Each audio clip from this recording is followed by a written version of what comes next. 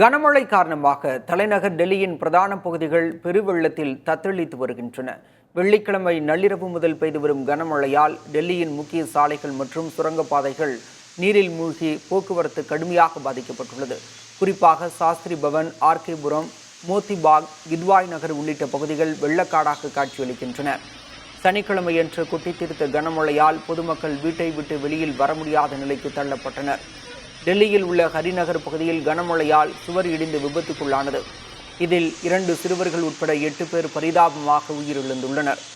இதனையடுத்து இந்திய வானிலை ஆய்வு மையம் டெல்லிக்கு மஞ்சள் அலர்ட் எச்சரிக்கை விடுத்துள்ளது. பொதுமக்கள் எச்சரிக்கையாக இருக்க வேண்டும் எனவும் தேவையில்லாமல் வெளியில் செல்வதை தவிர்க்க வேண்டும் எனவும் அறிவுறுத்தியுள்ளது.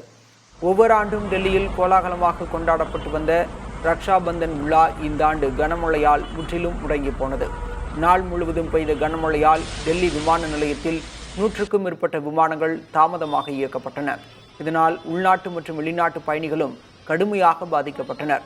மேலும் யமுனை ஆற்றில் அபாய அளவை நோக்கி தண்ணீர் உயர்ந்து வருவதால் கரையோர மக்கள் பாதுகாப்புடன் இருக்க அதிகாரிகள் அறிவுறுத்தியுள்ளனர். இந்த நிலையில் டெல்லியின் மத்திய மற்றும் கிழக்கு பகுதியில் மழையின் தாக்கம் தீவிரமாக இருக்கும் எனவும் ஞாயிற்றுக்கிழமையும் 40 விழுக்காடு மழைக்கு வாய்ப்பு உள்ளதாகவும் வானிலை ஆய்வு மையம் தெரிவித்துள்ளது.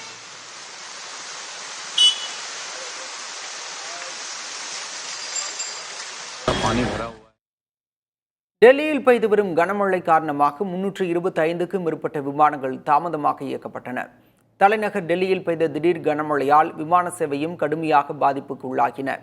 இடிமின்னலுடன் பெய்த கனமழை மற்றும் மேகமூட்டம் காரணமாக 300க்கும் மேற்பட்ட விமானங்கள் தாமதமாக இயக்கப்பட்டன.